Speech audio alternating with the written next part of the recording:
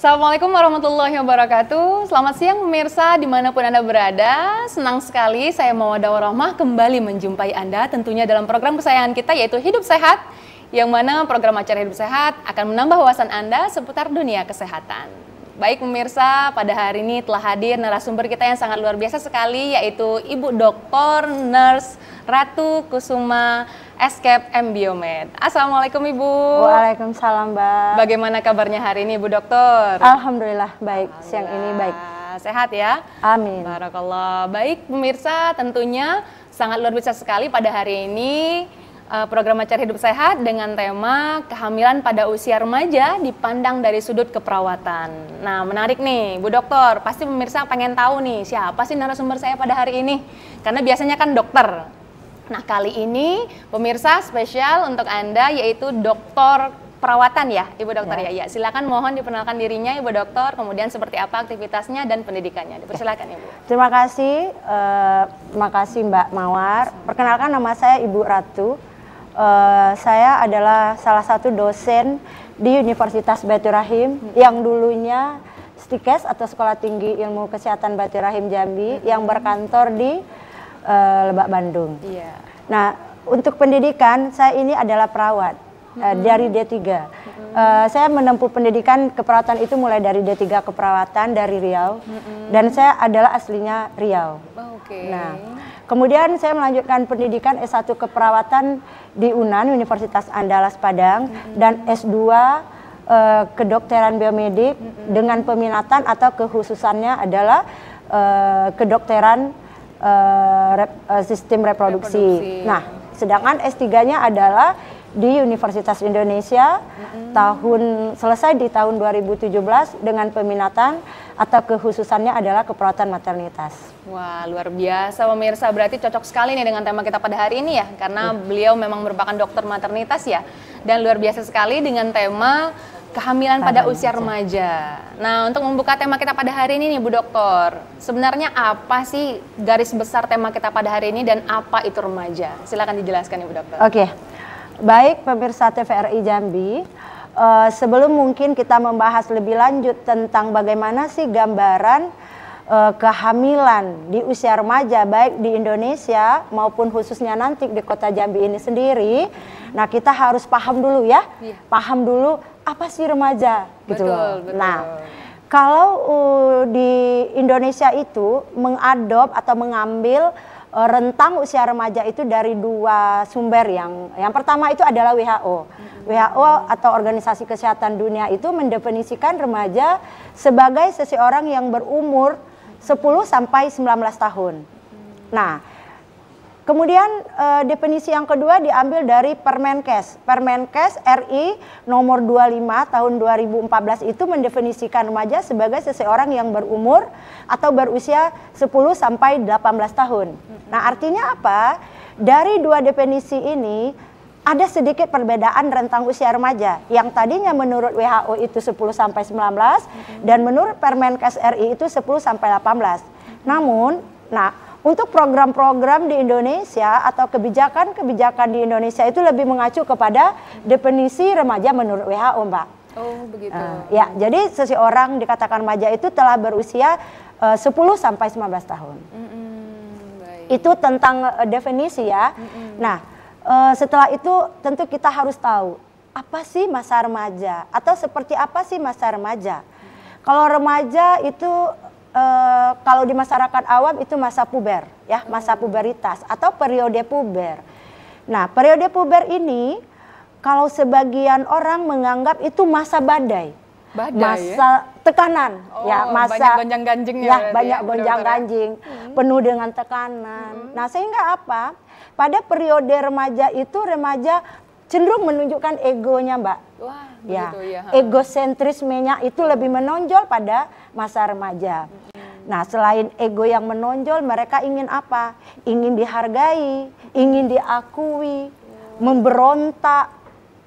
Nah, pada periode ini mereka juga mulai ya, kalau adik-adik kita mungkin yang melihat atau menyaksikan acara kita ini yang berada pada usia 10 sampai 19 tahun tadi, nah muncul perasaan ingin mencari identitas diri. Nah, ingin mencari jati diri ya, benar sekali Mbak Mawar. Nah, selain itu pada periode remaja ini anak-anak itu mulai tertarik dengan pasangan, ya. Mulai kalau remaja putri sudah mulai melirik gitu ya, melirik teman sekelas mungkin, melihat kakak kelas dan lain sebagainya. Demikian juga dengan yang si laki-laki, remaja laki-laki atau remaja putra sudah mulai mencari pasangan. Nah, jadi pada periode ini merupakan katanya periode strong dan periode stres. Begitu Mbak Mawar. Ternyata wajar yang banyak galau anak muda ya, Ya, Bu Dokter ya. Karena benar ternyata sekali. di sini fasenya Bu Dokter saja sudah sebutkan itu di mana fase periode memang butuh banyak tekanan ya. Dia tekanan, kemudian badainya tadi. Ya, badainya di sini di periode remaja ini, Mbak. Iya, baik. Nah, kemudian ini apalagi nih yang harus remaja ini ketahui nih? Bagaimana dia beradaptasi dalam kehidupannya seperti itu nih, Bu Dokter? Bisa dijelaskan, Bu Dokter? Oke, terima kasih Mbak Mawar. Itu menarik sekali ya. Ketika terjadinya fase-fase atau remaja, seseorang memasuki remaja, nah terjadi berbagai perubahan. Nah, perubahan apa saja? Yang pertama perubahan fisik. Ya, fisik. Apa yang terjadi, perubahan fisik seperti apa yang terjadi? Nah, kalau remaja itu putri atau perempuan mulai mengalami menstruasi. Nah, menstruasi pertama kali itu istilahnya menarse. Ya, jadi pertama kali menstruasi atau menarse. Nah, yang kedua muncul tanda-tanda seks yang lainnya, seks sekunder yang lainnya adalah mulai tumbuh atau membesarnya payudara. Nah, kemudian pada organ kelamin atau pada alat kelaminnya mulai muncul tumbuh rambut, ya, baik laki-laki dan perempuan sama gitu ya. Nah, sedangkan pada laki-laki atau remaja pria itu tanda-tanda seks sekundernya apa, Bu? Nah, itu bisa muncul periode yang disebut dengan mimpi basah. Nah, remaja pria mengalami mimpi basah, dia mengalami ereksi, dia mengalami ejakulasi dan lain sebagainya. Nah, pertanyaannya, kenapa perubahan itu bisa terjadi? Nah, karena memang secara fisiologis itu karena pengaruh faktor hormonal. Ya, jadi pada periode remaja terjadilah peningkatan berbagai hormon. Nah, salah satunya adalah hormon yang berhubungan dengan reproduksinya. Untuk pertumbuhan reproduksi, payudara mulai membesar. Mohon maaf, testis pada laki-laki itu mulai lebih besar ukurannya. Jadi itu hal yang wajar ya, ya, jadi memang itu merupakan fase ya, fase adaptasi dari seorang remaja. Ya, benar sekali Mbak Mawar. Itu secara fisiologis gitu ya. Nah, yang kedua itu perubahannya psikologis atau mental atau sosial anak. Nah, tadi kita sampaikan bahwa anak yang berada pada fase atau periode remaja itu cenderung ego. Ya, cenderung egois. Nah, jadi ketika dia memasuki periode remaja ini, perubahan yang terjadi apa? Mereka ingin diperhatikan oleh orang tua, merasa benar, ya rasa ingin tahu yang tinggi gitu dan lain sebagainya. Bisa disalahin ya, dokter ya. Kemudian labil gitu labil, benar sekarang ya. Jadi sekarang tidak remaja saja ya yang labil. Nah, tapi remaja tua juga. Remaja tua, lansia gitu. Oke. Iya, baik, itu seputar remaja. Nah, berbagai perubahan tersebut. Nah, remaja tadi benar kata Mbak Mawar bahwa agar tidak terjerumus ke dalam hal-hal negatif, dalam hal ini yang akan kita bahas nanti, tidak terjerumus pada kehamilan usia remaja, apalagi kehamilan yang tidak diinginkan atau yang lebih tepatnya mungkin hamil di luar nikah. Nah, remaja tentunya harus punya fondasi yang bagus. Harus mampu beradaptasi terhadap berbagai perubahan tadi. Nah, dalam hal ini peran orang tua, peran pemuka masyarakat, peran nakes, nah terutama dalam hal ini adalah tenaga kesehatan yang dimaksud adalah peran perawat. Nah, itu sangat diharapkan supaya apa? Supaya bisa mencegah, bisa remaja itu tidak mengalami kehamilan-kehamilan yang seharusnya belum dilakukannya, belum dilewatinya. Berarti penting sekali ya, Ya, peran orang sangat tua, penting. peran orang-orang yang ada sekitarnya, dan juga terutama nakes Iya, ternyata. nakes itu bukan hanya peran dokter ya. Iya, tentunya. Kalau dokter mungkin ketika remaja mengalami masalah, misalnya remaja hamil, nah kemudian berobat ke dokter A misalnya, nah dokter berperan dalam mengobati. Nah, sementara perawat apa? Peran perawat itu justru menurut saya sebagai perawat itu jauh lebih berat. Nah, perawat harus mampu mencegah, Mbak. Edukasinya Mencegah. juga, Ya, nanti banyak kegiatan ya, banyak upaya yang bisa diberikan. gitu. Nah, yang benar salah satunya nanti bisa melalui edukasi. Nah, itu mungkin. Nah, jadi peran perawat di sinilah yang kita harapkan kepada perawat-perawat yang di sana yang mungkin melihat acara kita hari ini, diharapkan baik perawat yang mungkin berada di pelayanan kesehatan mungkin di tingkat puskesmas atau perawat yang menjadi caregiver atau perawat komunitas atau perawat yang berada di klinik-klinik lainnya. Mungkin begitu Mbak Mawar. Wah, luar biasa sekali ya. Tadi sudah dipaparkan tentang apa itu remaja dan seperti apa fase-fase remaja itu sendiri, pemirsa. Nah, sekarang kita lanjut kepada tema kita nih, Bu Dokter. Lebih spesifik lagi tentang seperti apa sih kehamilan atau menikah itu sendiri, dan pada kehamilan pada usia remaja itu. Seperti apa definisinya itu, Mbak? Oke. Kehamilan usia remaja tentu kehamilan yang terjadi pada rentang usia remaja tadi. 10 sampai 19 tahun. Kita tadi mengadop dari definisi WHO saja ya. Jadi kehamilan remaja adalah kehamilan yang terjadi atau yang dialami oleh seorang wanita itu ketika usianya baru berada pada periode tadi. Nah, jadi sebenarnya Mbak Mawar, kondisi kehamilan remaja di Indonesia ini sangat memprihatinkan, ya. Kita boleh mungkin bicara soal data dulu ya? Boleh, silahkan. Ya. Sesuai dengan penelitian yang telah Ibu Dokter lakukan sebelumnya ya. Ya, sekarang kita bahas tentang besaran atau kejadian pernikahan usia remaja berdasarkan survei kesehatan Indonesia terbaru tahun 2023 itu melaporkan bahwa di Indonesia itu terdapat 26,7%. Itu angka yang luar biasa memprihatinkan. Pada usia remaja. Pernikahan ya, itu pernikahan usia remaja. Nah, provinsi tertinggi itu adalah Papua. Papua itu memang jauh lebih besar Pak dari angka Indonesia tadi. Papua itu 37,5%.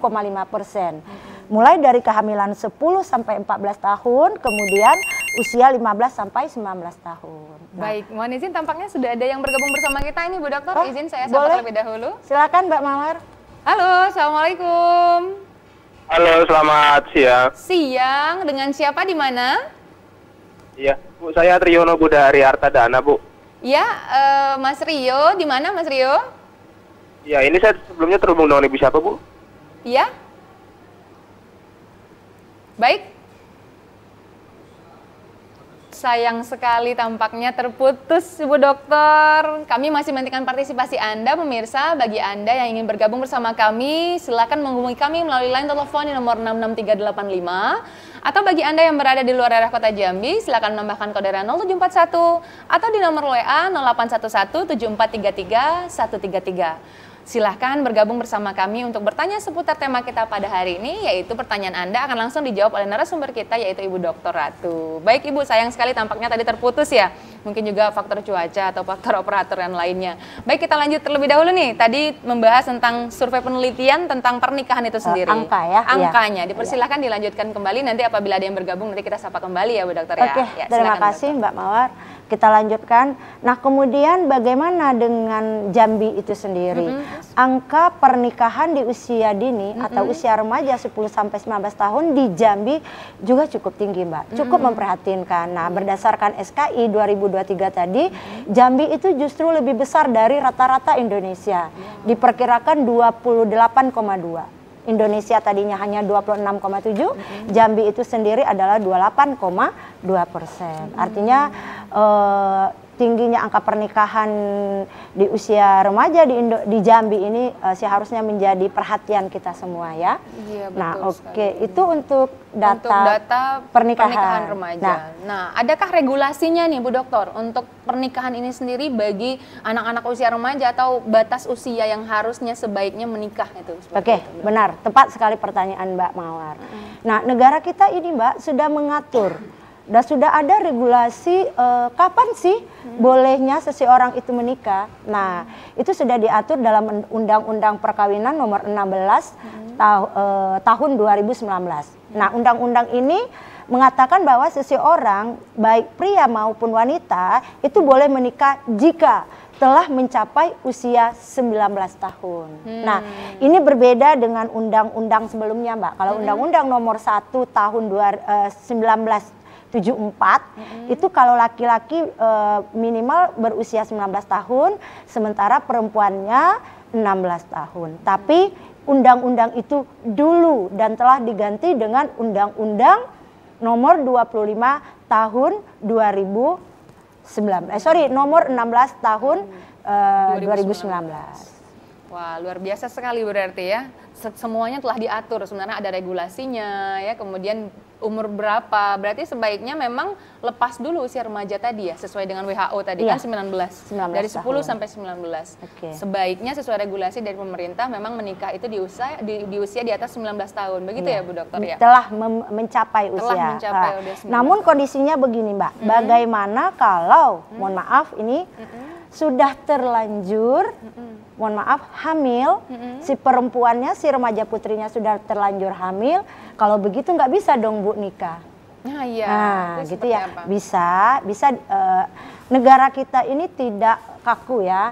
Nah, ada dispensasi yang bisa diberikan oleh kantor agama. Jadi kalau ada remaja di Indonesia ini yang misalnya dia masih berusia 17 tahun, kemudian dia harus menikah karena mungkin karena hamil di luar nikah, nah remaja tersebut itu harus melaporkan atau membuat laporan, menyampaikan ke pengadilan agama di mana dia berada untuk mendapatkan dispensasi yang tentu dibuktikan dengan bukti misalnya bukti bahwa dia telah hamil dan lain sebagainya. Jadi ada inilah ya, ada kelonggaran bagi yang sudah terlanjur dan wajib atau harus untuk dinikahkan dan tidak mungkin kan dilakukan abortus. Oh, itu sangat tidak baik sekali. Karena ya, aborsi Dokter, itu ya? bukan cara yang tepat. Nah, begitu Mbak Mawar. Baik, menurut pengamatan Bu Dokter sendiri nih Bu Dokter, kira-kira apa nih pemicu para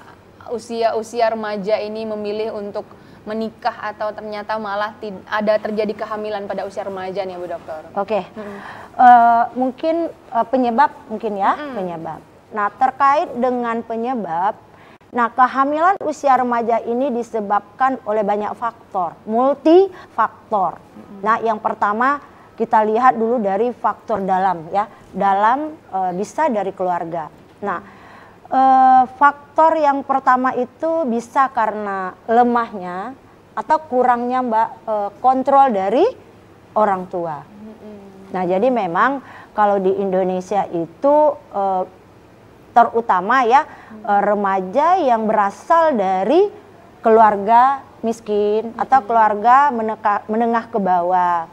Nah, kurang kontrol di sana bisa mungkin orang tua karena sibuk bekerja. Iya, betul. Sibuk bekerja sehingga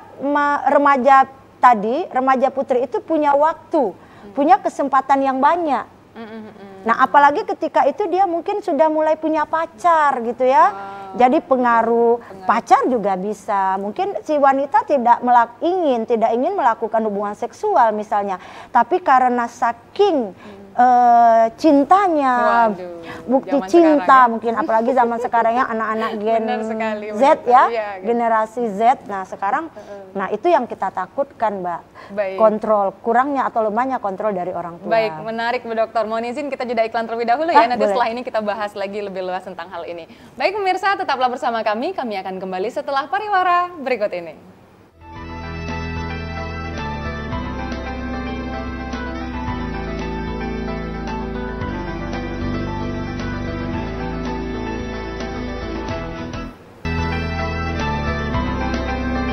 banyak yang kita bahas. Terima kasih pemirsa, Anda tetap bersama kami dalam program Acara Hidup Sehat. Tentunya kami masih menantikan partisipasi Anda. Silakan bergabung bersama kami melalui line telepon di nomor 66385. Atau bagi Anda yang berada di luar area kota Jambi, silakan menambahkan kode 0741 atau di nomor WA 0811-7433-133. Bagi Anda yang bertanya seputar tema kita pada hari ini, langsung saja menghubungi kami melalui line telepon yang saya sebutkan tadi.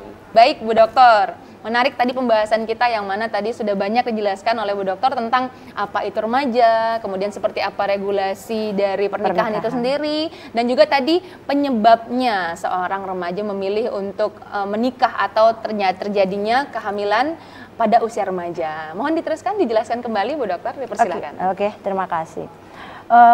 Penyebab itu banyak. Yang pertama adalah keluarga ya. Tadi keluarga bisa disebabkan oleh lemahnya kontrol dari orang tua. Kemudian pola asuh yang salah dari orang tua seperti membeda-bedakan anak, Mbak. Membedakan anak. Saya pernah melakukan penelitian di salah satu puskesmas yang ada di kota Jambi ini. Ketika saya wawancara seorang remaja yang sudah menikah dan di saat itu dia sudah punya anak, saya tanya, mengapa memutuskan menikah? Nah, jawaban yang disampaikan oleh remaja itu adalah kecewa saja dengan orang tua saya, Bu. Saya kecewa dengan orang tua saya yang membedakan saya dengan kakak saya. Wah, saya merasa, saya merasa saya itu dibeda-bedakan. Saya merasa saya tidak diperhatikan, kurang diperhatikan. Akhirnya saya memutuskan putus sekolah dan menikah. Nah, salah satu itu. Jadi ada kesalahan dari orang tua dalam pola asuh yang salah. Nah, penyebab lain.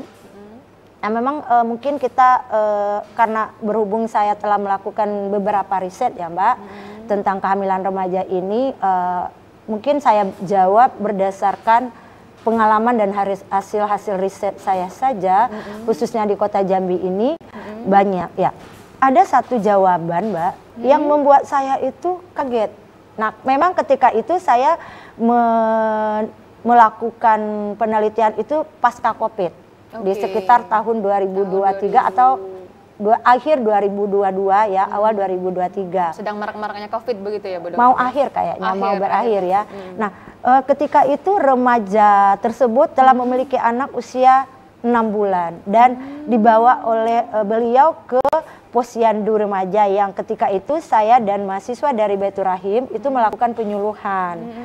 Nah, ketika saya tanya, kenapa dulu deh nggak sekolah aja? Kenapa cuman sampai SMP? Nah, jawabannya kadang bikin tercengang kita. Nah, jawabannya bosan. Bosan dengan pembelajaran daring. Saya bosan aja, Bu. Daring itu buat tugas. Daring itu Zoom. Akhirnya apa? Saya pilih aja. Saya memutuskan aja untuk menikah. Dan alhamdulillah remaja itu menikah bukan karena kehamilan di luar nikah. Tapi menikah memang keinginannya sendiri karena bosan dengan pembelajaran daring. Sempit sekali pemikirannya ya, bosan ya udah jadi akhirnya mencoba hal yang baru gitu ya. Nah, tadi kan sudah kita sampaikan bahwa konsep remaja itu pola pikirnya kan nggak sepanjang kita mungkin yang sudah dewasa. Masih labil. Ya. Jadi egonya ketika yang menonjol ketika itu adalah saya menikah saja, ya sudah dilakukan dan minta izin ke orang tuanya dan dinikahkan. Waduh. Nah, sekarang kita membahas tentang dampak buruknya nih, Bu Dokter. Apa sebenarnya dampak buruk dari kehamilan saat usia remaja ini, Bu Dokter? Oke. Kehamilan usia remaja itu memberikan berbagai dampak buruk. Nah, dampak tersebut tidak hanya pada si remajanya, juga kepada keluarga. Dalam hal ini tentu orang yang terdekat dengan remaja itu sendiri adalah suaminya, orang tuanya, keluarga besarnya, bahkan negara. Nah, jadi mungkin satu-satu ya, boleh ya Mbak Mawar kita kupas dulu satu-satu apa sih dampak kehamilan remaja. Nah, yang pertama dampak fisik. Fisik, ketika seseorang hamil pada usia remaja, taruhlah misalnya dia menikah di umur 17-an, terus 18 tahun, usia 18 tahun sudah lahiran, sudah melahirkan, sudah menjadi ibu. Nah, resiko yang akan dialami oleh remaja tersebut itu boleh kita katakan hampir di sepanjang kehidupannya, Mbak. mulai dari periode kehamilan. Nah, pada kehamilan apa, risiko apa yang mungkin akan terjadi atau dialami oleh remaja putri tadi? Satu, risiko perdarahan. Ya, perdarahannya itu mungkin bisa terjadinya abortus, nah atau perdarahan yang terjadi akibat rendahnya posisi janin tertanam di dalam rahimnya. Kalau di istilah medis itu Mbak disebut dengan placenta previa. Belum siap ya, intinya kayaknya belum siap nih rahimnya. Iya benar sekali. Karena secara anatomi fisiologi rahimnya seorang remaja putri tadi belum siap untuk menerima hasil konsepsi. Jadi hasil pertemuan sel telur dan sel sperma tadi belum siap untuk berkembang di rahim seorang wanita. Kemudian hormon-hormon juga masih dalam masa pertumbuhan.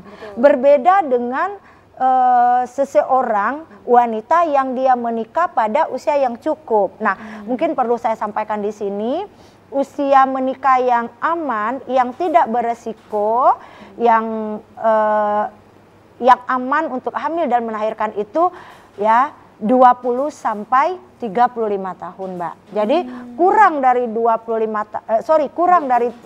tahun itu belum bagus. Belum masih beresiko tinggi. Resiko tadi, resiko perdarahan. Belum siap tadi ya, semua anatomi tubuhnya juga belum kelebihan siap. tua juga nggak bagus, Mbak Mawar. Kelebihan misalnya menikah di atas usia 35 tahun, itu juga nggak bagus. Iya, karena organ reproduksinya sudah terlalu matang. Jadi secara baik fisik maupun psikologisnya juga tidak bagus. Nah, itu yang pertama Mbak ya, resiko perdarahan. Perdarahan tidak hanya pada masa kehamilan. Nah, perdarahan bisa terjadi pada periode atau saat ibu itu melahirkan, saat remaja itu melahirkan. Kenapa? Karena remaja beresiko hamil pada usia remaja itu beresiko mengalami anemia. Anemia dalam kehamilan. Nah, yang terbanyak itu memang anemia defisiensi Fe, kurang darah ya, kurang zat besi. Nah, tablet Fe. Nah, kemudian anemia itu kalau ibu hamilnya anemia, lalu dia melahirkan nanti, resiko persalinannya itu mengalami perdarahan. Kalau di dalam keperawatan itu namanya perdarahan intranatal. Nah, dikatakan perdarahan intranatal kalau jumlah perdarahannya itu di atas atau lebih dari 400 atau lebih dari 500 cc, Mbak. Jadi itu sudah tidak normal lagi, sudah resiko. Nah, itu salah satu resiko fisik ya. Kemudian resiko mengalami berbagai penyakit. Nah, terutama penyakit kehamilan seperti hipertensi di dalam kehamilan. Nah, nanti itu ada yang namanya preeklamsi, eklamsi, atau yang namanya sebagian dokter itu menyebut preeklamsi berat. Nah, yang ditandai dengan si ibu remaja mengalami hipertensi, kemudian kaki tangannya bengkak, udem sering kita temukan memang ya. Iya, berarti itu akan tambah rentan apabila di usia kehamilan usia remaja. Benar sekali, Mbak. Jadi kehamilan usia remaja itu banyak menimbulkan masalah kesehatan. Salah satu tadi hipertensi, nah preeklamsi ataupun eklamsi. Nah, yang sangat kita prihatinkan sekarang adalah resiko tinggi tertular penyakit kelamin. Ya, itu sangat berbahaya sekali ya memang ya. Iya. Jadi banyak sekali remaja yang ketika dia sudah hamil, dia menunjukkan gejala-gejala, lalu diperiksa ternyata mohon maaf gejala HIV. Miris sekali ya kalau memang seperti itu ya, Bu Dokter. Iya. Itu dampak yang sangat terparahnya dari kehamilan pada usia remaja itu seperti itu ya? Ya banyak. Sebenarnya kalau kita cerita dampak itu mungkin kita butuh waktu yang lebih lama lagi. Mungkin untuk berapa sesi kita bisa kupas tuntas tentang dampak buruk. Nah, kemudian terkait dengan risiko penyakit kelamin. Nah, makanya disarankan bagi remaja ketika dia telah menikah sebaiknya itu ditunda dulu. Ditunda dulu kehamilannya sampai usia remaja tadi minimal telah berusia 20 tahun yang aman atau tidak berisiko lagi untuk melahirkan. Nah, kemudian apa? Kalau dokter itu biasanya menyarankan untuk kondom, Mbak. menggunakan kondom, tapi memang ya salah satu alat kontrasepsi yang dianjurkan dipergunakan oleh remaja itu adalah kondom. Nah, kenapa kondom? Kondom itu selain dapat mencegah kehamilan, kondom juga dapat mencegah tertularnya remaja dari penyakit kelamin. Nah, tapi kalau untuk kontrasepsi berupa alat itu yang dianjurkan itu pil, itu kan salah satu bentuk. Nah, itu dia ini. Wah, luar biasa dampak sekali ya, salah satu dampak saja. Itu belum lagi Mbak ke janinnya, ke anaknya, ke suaminya, ke keluarganya, bahkan negara ini. Ternyata banyak ya runtutannya apabila terjadinya pernikahan atau kehamilan pada usia remaja itu. Iya. Banyak hal yang kurang baik akan terjadi. Banyak gitu. dampak negatif. Makanya pemerintah pun juga mengadakan regulasi terhadap tentang hal tersebut ya, Bu Dokter ya. Baik Bu Dokter, sekarang seperti apa sih sebaiknya upaya untuk mencegah kehamilan pada usia remaja ini, Bu Dokter? Oke, terima kasih Mbak Mawar. Kalau kita ingin mengatasi masalah, ya mencegah masalah, tentu kita atasi dulu akarnya, gitu ya. Karena remaja itu tadi dikatakan periode yang masih menonjolkan egonya. Nah, tentu permasalahannya apa? Bisa dari remaja itu sendiri. Nah, apa yang dapat dilakukan oleh keluarga dalam mencegah terjadi atau kemungkinan terjadinya kehamilan ataupun pernikahan pada usia remaja ini adalah satu, tentu dengan menanamkan nilai-nilai agama di dalam remaja itu sendiri. Betul. Nah, ketika remaja memiliki nilai agama yang kuat, fondasi agama yang kuat, remaja akan berpikir berkali-kali untuk melakukan hubungan seksual karena takut akan dosa. Betul. Nah, itu yang pertama Mbak Mawar. Yang kedua, peran orang tua. Ya, orang tua di sini selain menerapkan atau menanamkan nilai agama pada anak, rangkul anak, terbukalah dengan anak, terbuka dalam hal berkomunikasi. Nah, sampaikan kepada anak bahwa pada periode tertentu kamu akan mengalami fase puber. Nah, fase puber itu akan ditandai nanti dengan tanda-tanda puber tadi. Nah, oleh karena itu pentingnya seks edukasi yang diberikan oleh keluarga, terutama orang tua. Namun kenyataannya memang Mbak Mawar dan pemirsa TVRI Jambi, nah, seks edukasi itu pada budaya tertentu, terutama budaya mungkin yang masih di pedesaan, terutama menganggap seks edukasi itu sebagai suatu yang tabu. Yang tabu sehingga belum boleh diketahui oleh anak pada usia remaja. Bolehnya nanti kalau sudah dewasa. Nah, itu hal yang sangat penting juga ditekankan kepada keluarga bahwa seks edukasi itu sangat penting dalam mencegah terjadinya kehamilan usia remaja, dan seks edukasi itu harus diberikan sedini mungkin. Jangan tunggu anaknya sudah puber dulu. Jangan tunggu anaknya sudah memilih pacaran dulu. Nah, begitu. Jadi sedini mungkin Mbak harus diberikan seks edukasi itu.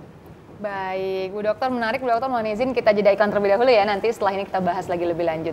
Baik pemirsa, tetaplah bersama kami. Kami akan kembali setelah pariwara berikut ini.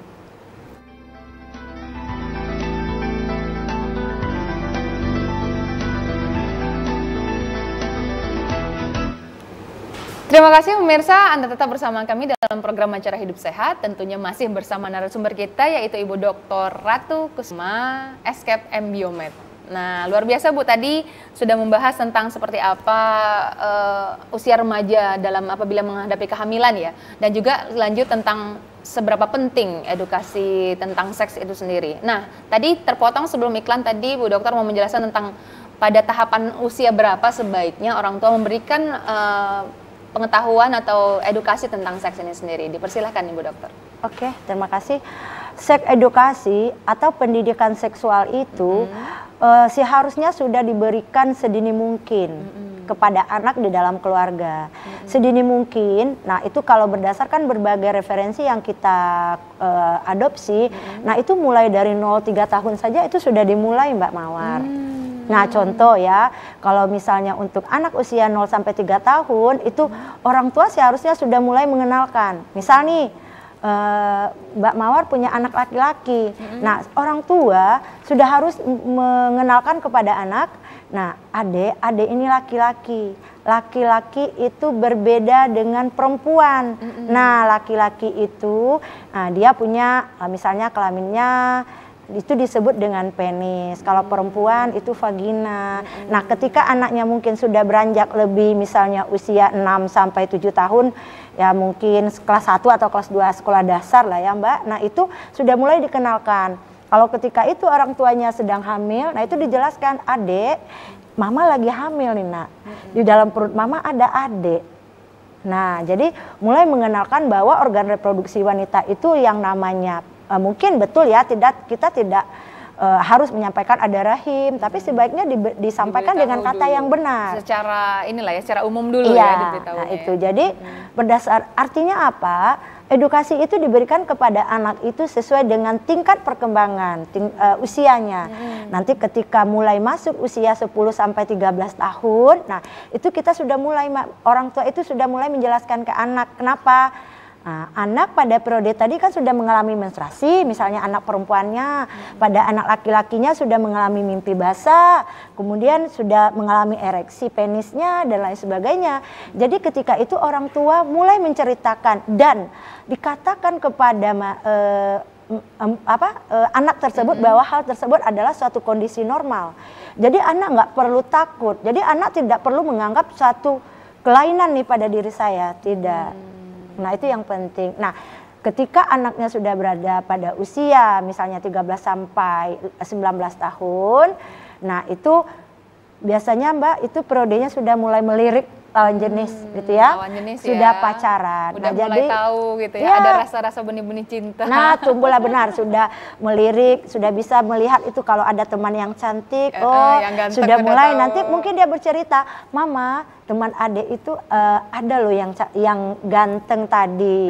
Nah, dia baik, dia mungkin kulitnya putih, dia pinter dan lain sebagainya. Jadi hal-hal itu harus orang tua itu harus sensitif, Mbak Mawar. Betul. Wah, luar biasa sekali ya. Sekarang kita membahas sesuai dengan tema kita nih. Perawatnya. Tentang keperawatannya sendiri. Tadi sudah panjang lebar dijelaskan seperti apa itu kehamilan pada usia remaja. Sekarang apabila terkait tema kita, seperti apa sih sebenarnya kehamilan usia remaja ini dipandang dari sudut sisi keperawatan itu sendiri? Silahkan Ibu Dokter. Oke. Tadi disampaikan bahwa masalah atau problem hamil pada usia remaja ini baik kehamilannya diinginkan ataupun kehamilan tidak diinginkan akibat seks bebas. Nah, itu bukan tanggung jawab dokter saja. Nah, jadi dalam hal ini teman-teman perawat di Kota Jambi khususnya yang melihat acara kita ini, adik-adik yang mungkin yang berada di studio TVRI Jambi ini, nah peran perawat itu adalah yang pertama mencegah, Mbak. Mencegah. Nah, peran perawat itu ada dua. Satu, yang pertama mencegah, yang kedua ketika kehamilan itu sudah terjadi, perawat harus mampu merawat. Perawat harus mampu memberikan asuhan. Kalau di keperawatan itu namanya asuhan keperawatan, Mbak. Jadi perawat harus mampu memberikan asuhan keperawatan profesional yang holistik. Ya, mulai dari pengkajian fisiknya, pengkajian psikososialnya kepada remaja yang mengalami kehamilan tersebut. Nah, di dalam keperawatan itu sendiri, memang Mbak, negara kita di dalam peraturan Kementerian Kesehatan, yang kalau di tingkat puskesmas itu melalui dinas kesehatan, baik kota ataupun provinsi, nah itu membuat program, telah bertahun-tahun menjalankan program yang salah satunya itu adalah program PKPR, Pelayanan Peduli Kesehatan Remaja. Nah, memang sebagian besar itu dipegang oleh bidan gitu ya. Jadi dalam hal ini perawat dan bidan harus bisa bekerja sama dalam mengoptimalkan pelaksanaan program PKPR di tingkat puskesmas ini. Nah, salah satu puskesmas yang ada di Kota Jambi itu justru sudah unggul. Mereka memiliki inovasi yang berupa keunggulannya di bidang program remaja. Nah, itu mereka mengaktifkan semua posyandu remaja, di semua wilayah kerjanya itu ada 5 wilayah, 5 posrem, 5 posyandu remaja itu aktif setiap minggu. Nah, saya beberapa kali diundang itu untuk memberikan penyuluhan kesehatan. Nah, karena memang keperawatan itu kerjanya, garapannya adalah memberikan edukasi. Nah, dan program di Indonesia itu sendiri itu kita kenal dengan istilah KIE, komunikasi, informasi, dan edukasi. Jadi baik dokter, perawat, bidan pun harus menjalankan KIE itu sendiri. Wah, luar Nah, biasa. jadi memang penting Mbak untuk memberikan edukasi. Nah, khusus di dalam keperawatan itu bentuk-bentuk edukasinya banyak Mbak. Bisa konseling. Nah, biasanya kalau konseling itu untuk individu ya. Misalnya Mbak Mawar remaja nih. Nah, Masih remaja. Oh, masih remaja. Baik. Nah, misalnya Mbak Mawar remaja nanti menemui saya perawatnya. Baik. Jadi itu bentuk konselingnya pribadi atau personal. Berarti bisa datang ke puskesmas mungkin contohnya Bisa. seperti itu Bu Dokter? Nah, Atau secara personal? Personal bisa. Nah, puskesmas tadi salah satu itu adalah ruang lingkup, Mbak. Ruang lingkup dari PKPR, Pelayanan Kesehatan Peduli Remaja, yang sudah ada bertahun-tahun dijalankan oleh Kementerian Kesehatan kita di tingkat puskesmas. Nah, kemudian ada yang namanya psikoedukasi. Nah, dari katanya berarti edukasi untuk menata laksana psikologis. Psikologis ya? Ya, mental anak, emosional anak remaja.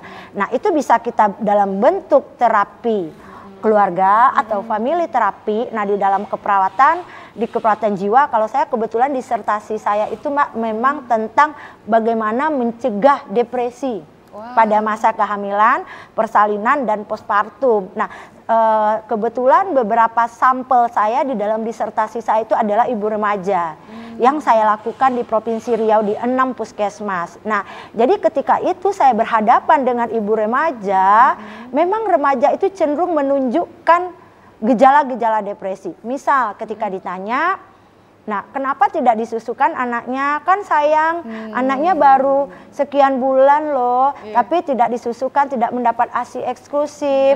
Anak sekian bulan sudah diberikan makanan tambahan. Nah, ketika ditanya remajanya lagi hamil, kenapa tidak melakukan antenatal care atau pemeriksaan kehamilan? Jawabannya kadang-kadang simpel dan membuat kita miris. Malas Bu. Malas aja, biar Nggak aja, nggak mood. ya macam-macam. Nah, jadi malas itu Mbak salah satu tanda orang sudah berada pada fase depresi. Jadi depresi itu bukan harus menunjukkan gejala yang berat, enggak. Diawali dengan gejala ringan. Ingat, adik-adik yang ada di Jambi, adik-adik yang ada di yang menyaksikan acara TVRI hari ini, ingat gejala depresi itu sangat banyak dialami oleh remaja.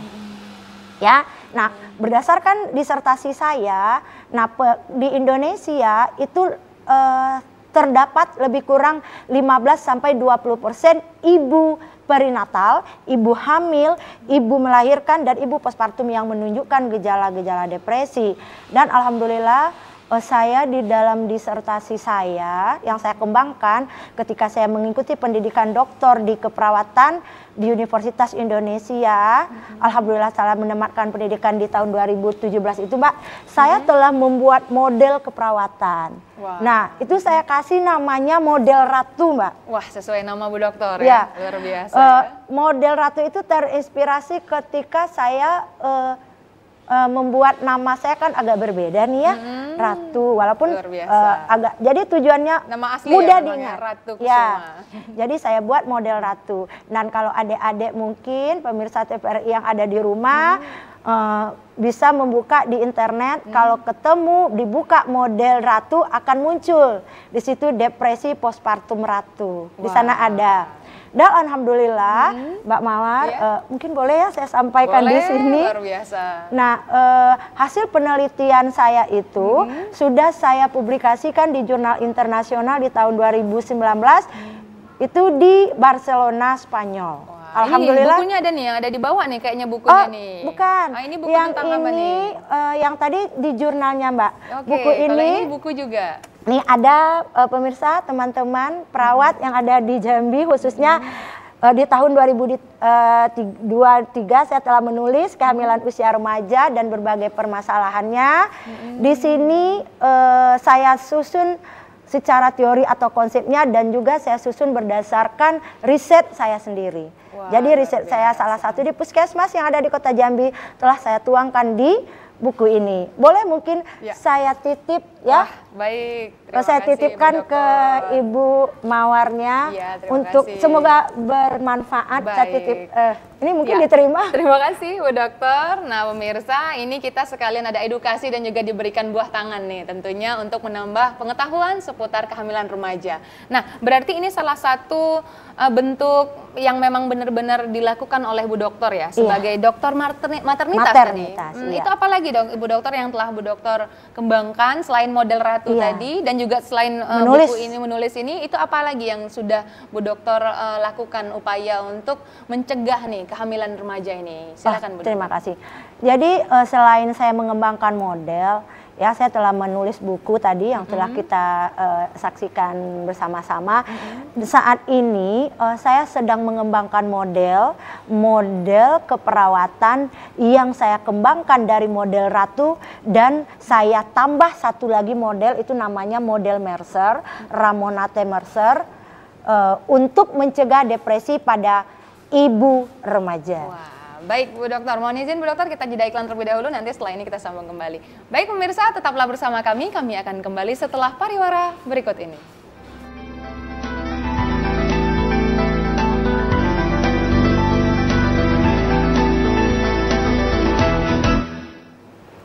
Terima kasih pemirsa, Anda tetap bersama kami dalam program acara Hidup Sehat, tentunya masih dengan narasumber kita yaitu Ibu Dokter Ratu yang merupakan dokter maternitas. Tadi telah menjelaskan tentang beberapa pencapaian yang telah disampaikan, yang telah dijalankan oleh Bu Dokter, yaitu ada buku, kemudian ada apa lagi nih Bu Dokter? Selain tadi ada jurnal dan juga model ratu tadi. Silakan Bu Dokter. Karena kita adalah basicnya dosen, jadi ada kewajiban khusus dosen itu untuk melakukan kegiatan penelitian dan kegiatan pengabdian masyarakat. Dan alhamdulillah saya dengan teman-teman yang ada di Universitas Baitur Rahim Jambi dan mahasiswa yang terkait telah melakukan beberapa penelitian Mbak Mawar dan beberapa kegiatan pengabdian masyarakat terkait bagaimana upaya perawat, bagaimana peran perawat dalam menurunkan, Nah, dalam menurunkan angka itu tentunya dengan mencegah kehamilan pada usia remaja. Dan alhamdulillah beberapa puskesmas yang kita bina, yang ada di Kota Jambi ini sangat care terhadap kehadiran kita sebagai tenaga kesehatan dalam upaya menurunkan angka kehamilan dan pernikahan pada usia remaja. Demikian Mbak Mawar. Wah, menarik sekali, luar biasa pencapaian yang telah dilakukan oleh Ibu Dokter dari dokter maternitas ya, itu istilahnya tadi. Baik Bu Dokter, tampaknya kita sudah berada di penghujung acara nih Bu Dokter. Mohon izin kesimpulannya pada program acara kita pada hari ini. Dipersilahkan Bu Dokter. Oke. Sebagai di sini mungkin saya lebih cenderung mengajak ya Mbak Mawar, mengajak adik-adik yang baik yang berada di studio TVRI Jambi sekarang ini ataupun adik-adik yang berada di rumah, adik-adik remaja yang berada di rumah yang sedang menyaksikan acara kita hari ini atau yang akan melihat live kita ini nanti. Nah, harapannya adalah kehamilan, pernikahan dan kehamilan usia remaja itu bisa dicegah dan harus dicegah sebenarnya agar remaja itu bisa memiliki masa depan yang cerah, melanjutkan pendidikan formal, mendapatkan ketika pendidikannya memadai, ya minimalnya sarjana atau S2 atau bahkan doktor, bahkan profesor gitu ya. Nah tentunya otomatis dia akan mendapatkan pekerjaan atau berpeluang untuk mendapatkan pekerjaan yang layak. Karena kalau salah satu dampaknya juga adalah hilangnya kesempatan anak remaja untuk mendapatkan pekerjaan yang layak, yang membutuhkan ijazah. Walaupun sekarang banyak pekerjaan yang bisa menghasilkan uang tanpa ijazah, tapi pendidikan formal itu sangat penting. Dan yang kedua, saya menghimbau teman-teman perawat khususnya di Kota Jambi. Nah, marilah kita sama-sama peduli. Care perawat itu kita tunjukkan dalam mengantisipasi, dalam mencegah, dalam menurunkan kehamilan dan pernikahan pada usia remaja ini, karena otomatis persalinan atau kehamilan pada usia remaja ini menjadi penyumbang angka kematian ibu di Indonesia. Nah, sedangkan kita sudah diatur, negara ini sudah diatur oleh PBB di dalam SDGs ya, atau tujuan milenium 2030. Nah, yang menekankan bahwa angka kematian ibu di Indonesia itu harus ditekan menjadi 70 per 100.000 kelahiran hidup, yang sampai detik ini masih di atas 200-an, Mbak. Sementara tahun 2030 tidak terasa tinggal beberapa tahun lagi, sedangkan target masih jauh dari harapan. Jadi pada kesempatan ini mari kita cegah kehamilan usia remaja untuk meningkatkan remaja yang sehat dan remaja yang berkualitas secara fisik, mental, dan sosialnya. Wah, luar biasa sekali. Terima kasih Ibu Dr. Ratu Kusuma telah hadir di Studio TVRI Jambi pada hari Mbak ini. Mawar, Semoga bermanfaat juga untuk pemirsa yang ada di rumah dan juga untuk kita semua ya, Bu Dokter ya. Terutama memang yang sudah merupakan dokter maternitas tadi dan tentang tema kita pada hari ini. Baik pemirsa, terima kasih atas perhatian Anda. Saya Maudah Warahmah beserta seluruh kru yang bertugas pamit dari hadapan Anda.